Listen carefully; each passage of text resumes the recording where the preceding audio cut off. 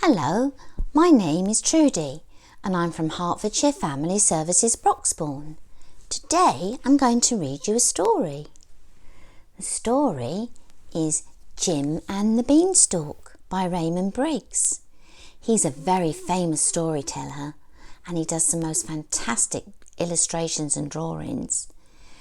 You might know him from The Snowman, Father Christmas, Fungus the Bogeyman, and he's written so many more. I've actually got a nice new big book here, one that you can see the pictures better. That's the one I used to read to my little girls, who aren't so little anymore. Let's have a look in my basket for some of the characters and props. This is Jimmy Greaves. He belonged to my little girls too. Now I don't have a doll called Jim, but we can use a teddy called Jim, can't we? I've got a wig, a curly white wig. The one in the story is a red one. I've got some glasses, a nice new pair of glasses. I wonder who's going to have those in the story. I have a tape measure for doing some measuring. I have a set of teeth. Shall we do one wind? Wind it, wind it. Whoa! Oh, a new set of teeth. Still chattering.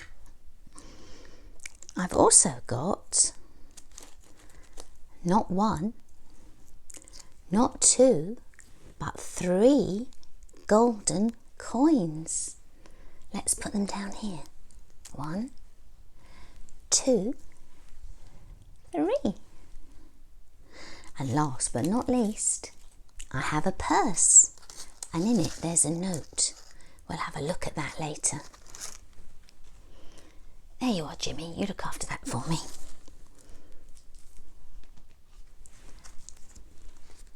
Jim and the Beanstalk. Early one morning, Jack woke up and saw a huge plant growing right up past his window, right into the sky. That's funny, he said. That wasn't there yesterday. I'll see how high it goes. And he started to climb up the beanstalk.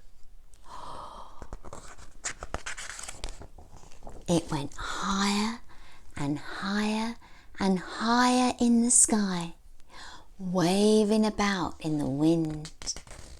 He climbed and he climbed and he climbed until he got to the top.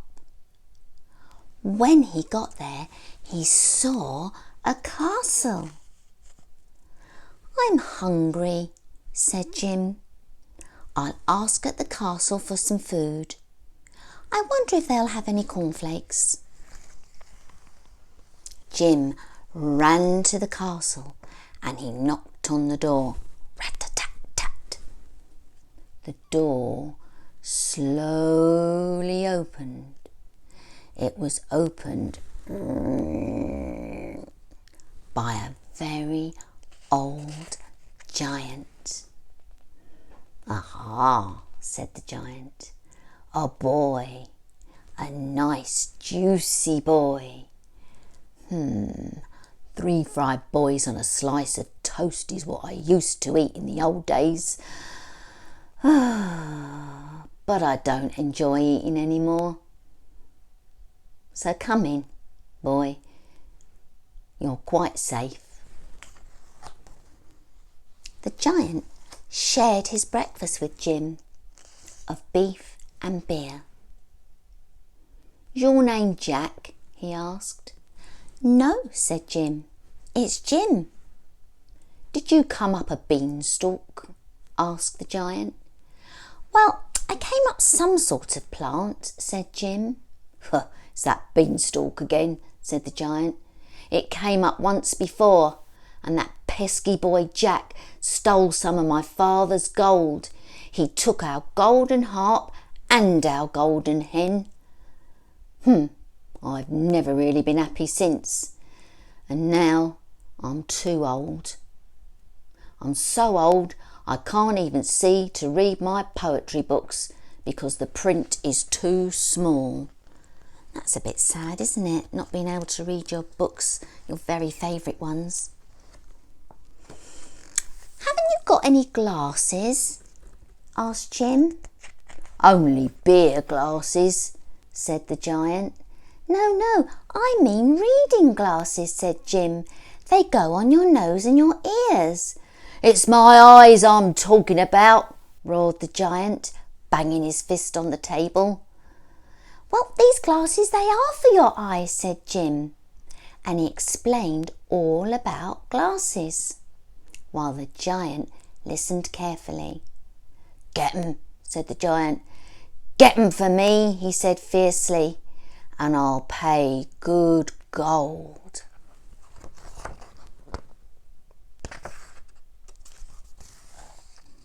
"I'll have to measure you," said Jim. So Jim measured the giant's head. "It's enormous, isn't it?" The giant gave Jim a gold coin, and Jim climbed down the beanstalk as fast as he could, holding tight to the coin. He showed the coin to his mother, but before she could say anything, he got dressed and he went off to the oculist. I think the oculist makes the glasses, don't you? Yeah, I think so. The oculist could hardly believe his eyes when he saw the giant gold coin, but he set to work straight away. He worked all through the night, and in the morning the glasses were ready. Jim carried them home. Then he tied them to his back and he climbed up the beanstalk. I bet that wasn't very easy. The giant loved his glasses and he began reading rhymes to Jack as soon as he put them on. "Oh, you're a good boy," he said. "Now I can see you properly. I wonder what you'd be like to eat. But I can't eat much nowadays because I've got no teeth." "Well, why don't you have some false teeth?" asked Jim. "False teeth?" roared the giant. "Never heard of 'em." So Jim explained about false teeth while the giant listened carefully. "Oh, get 'em," said the giant. "Get 'em for me and I'll pay good gold."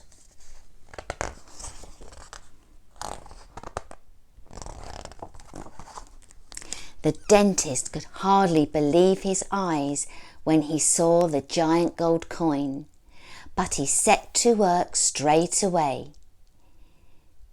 He worked all night, and in the morning his teeth were ready. Jim carried them home. Then he tied them on his back and he climbed up the beanstalk. Do you think that was harder than the glasses? Probably.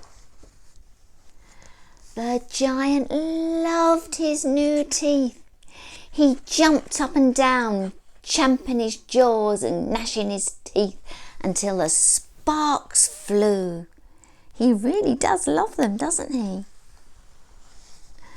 Then the giant sat down and he looked at himself in the mirror. "Ah," he said, "I used to be a good-looking lad.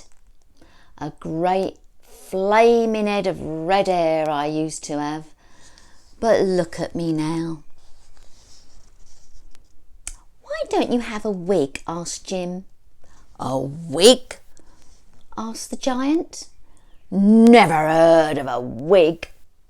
So Jim explained about wigs while the giant listened carefully.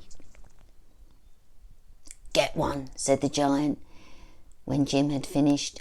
Get one that's red and curly, and I'll pay good gold. So Jim measured the giant's head.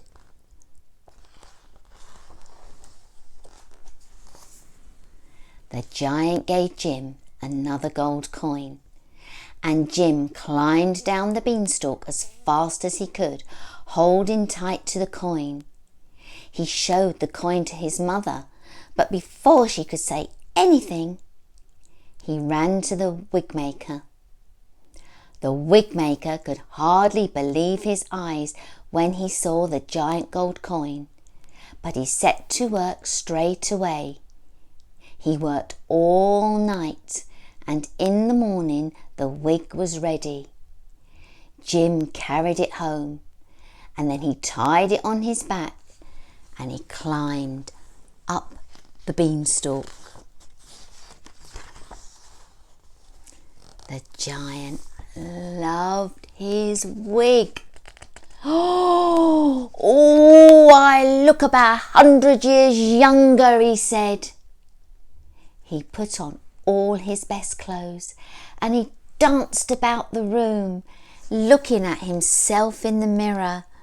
He's so pleased with that, isn't he? New teeth, new glasses, new hair. Wow, he's feeling good. Marvellous, wonderful, he boomed. Oh, I'm so happy again. I feel like a new giant. My appetite has come back. That means he's hungry, doesn't it? Uh-oh. Can you remember what he used to like to eat?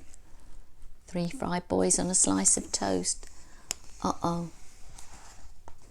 The giant stood still and he looked at Jim.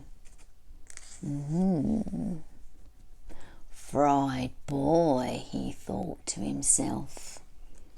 Jim waited to hear no more. He ran to the beanstalk. He slid down it as fast as he could until he landed on a heap at the bottom. Above him, he could hear the thunder of the giant's footsteps. Seizing an axe, Jim swung mightily and chopped down the beanstalk. At the very moment the beanstalk fell, something landed beside Jim with a great big thud. It was a huge piece of paper wrapped around a giant gold coin, and on the paper was written, Dear Jim, thank you for the teeth and the glasses, also the lovely wig. Your friend, the giant. Jim ran inside, showed the giant gold coin to his mother. Oh, at last, she said, you can keep one for yourself.